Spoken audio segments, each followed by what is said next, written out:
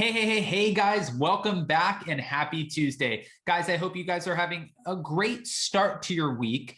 To kick us off, of course, and I wanted to thank you again for another amazing night of Hot Messy Topics. We'll be back tonight for some more Hot Messy Topics at 6 p.m. Eastern Standard Time. So if you're not subscribed, get subscribed, as it's a subscribers only live chat.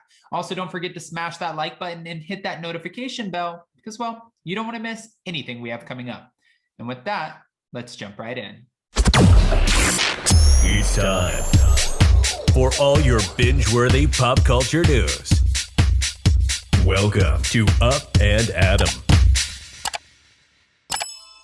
All right, guys, so we know that the Real Housewives of Beverly Hills reunion part 2 just premiered this past week, and now I feel like we're getting over it slowly. I mean, we were teased that this was going to be one hell of a reunion and that Andy Cohen really asked all of the tough questions. And sure, he's really grilling Erika and he's asking questions, but I feel like we're going in circles, and I don't necessarily know if she's answering the questions at all. I mean, I feel like she's doing it in a roundabout way. And I do understand that she has a defense team who probably coached her and made sure that she didn't say anything to get herself in any kind of trouble when it comes to her legal situation.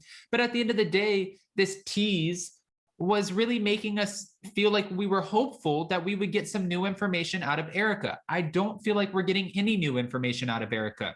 She said that she was potentially looking to date after she left Tom. Okay, we already knew that. She said that Tom cheated on her and it was 3 times, 3 different mistresses. Well, we knew that he allegedly cheated on her. So, okay, we are not, in my opinion, finding out anything new, but he did have a special guest, Meghan McCain, on his show, Watch What Happens Live, after the Real Housewives of Beverly Hills reunion part 2. And she did have a lot to say. Mind you, a lot of people who have been speaking out about the Erika Girardi, Tom Girardi scandal, they haven't been in favor of Erika, but Meghan McCain apparently is. She said that she's friends with Erika. They talk on the phone. She plans on making a trip to Los Angeles where she will be spending some time with Erika, and Erika has been calling her quite frequently to just, I guess, talk to a friend. I'm not quite sure what's going on here, but Meghan McCain had some words and Andy Cohen asked her some tough questions about how she feels about Erika and everything that's going on and how she feels about Erika reacting to the reunion. This is what Meghan said.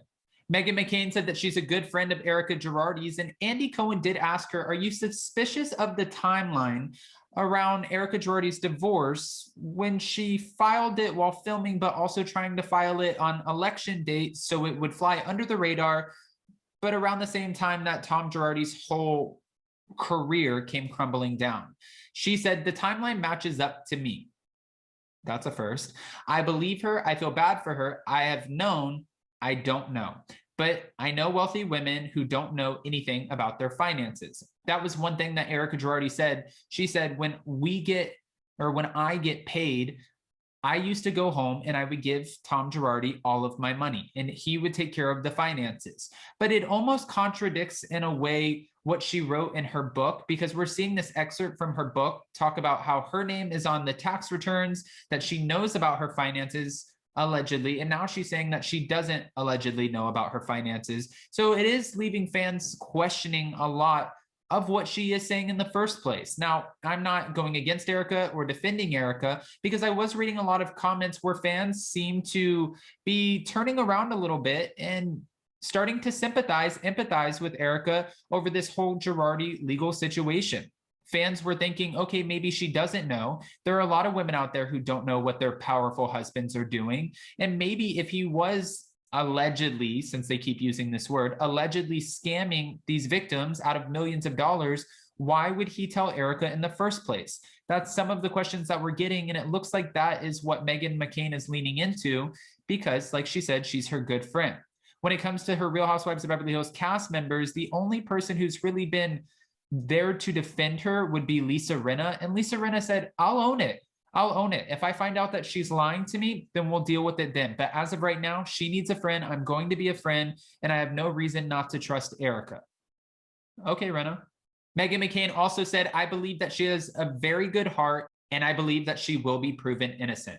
She said that they ended up getting closer. Their friendship got closer during the pandemic, And well, from her words, I'm like legitimately good friends with her. We became much closer during the pandemic. It's a little weird. I remember specifically when I was coming back from my first doctor's appointment after I gave birth, she called me and I'm like having a whole conversation about how stuff was going down in her life. So it looks like Erika turned to Meghan McCain after everything started crumbling down. And Meghan said, well, I was there for her as a friend. And this is something during the pandemic that brought us closer together. Andy then asked her about her opinions because fans are feeling like she's not coming across sympathetic towards the victims. Meghan had some pretty good advice. Actually, what she said, I believe it, but she said, I would have loved to have consulted her. I would have loved to have had her hire me for some political consulting, especially on her social media. I just think, unfortunately, that perception is reality in the time that we live in. Now, Meghan McCain can obviously say anything that she wants to, but I'm just wondering if the fans are believing Meghan McCain, when she feels like, or when she's saying, I feel like Erika is innocent and that she'll be proven innocent, or are you still leaning towards the fact that you think Erika may have known? That's one of the biggest questions. And of course, we're getting the reunion part 3. I'm hoping, because when we watch a lot of these reunions, we get the first part and the second part. Normally they're 3 parts, and then the third part is explosive. I'm hoping that's what we're going to get here, the third and fourth part actually being explosive, because in the moment, watching part 1 and part 2, and I watch Real Housewives of Beverly Hills religiously. I've seen both parts of the reunion probably 2 or 3 times. I'm staring at it, looking to see, did I miss something? Is there any more information? Is something new coming out? And I'm not finding anything new coming out of this. I'm not saying that's anything bad about Erika, because again, I feel like she has a defense team who's coaching her as to what she can and can't say. And she has said a couple of times on the reunion, I can't answer that. I'm not allowed to answer that, especially when Andy Cohen asked her, how are you paying for your life now? Is anyone helping you? She said, I can't answer that. So there are a couple moments where she's not giving us the information that we want, but we do understand because, like I said, she has a counsel who's helping her, guiding her, and making sure that she does not say something that can get her in trouble. That's my assumption here. But again, when it comes to the third and fourth parts of the reunion, guys, bravo, NBC, if you're listening, as a fan, as a viewer, and as someone who commentates on this, I just want you guys to hear us because we don't feel like we're getting enough information out of this reunion. So I hope that we will get something out of the third and fourth part, but I don't know, after watching the first and second part, I don't know if that's necessarily going to happen. I want you guys to go ahead and comment below. What do you think about Meghan McCain defending Erika, saying that they're good friends, and feeling like she will be proven innocent when the time comes? Also, how do you feel about Meghan McCain offering to be a political consultant for Erika? All right.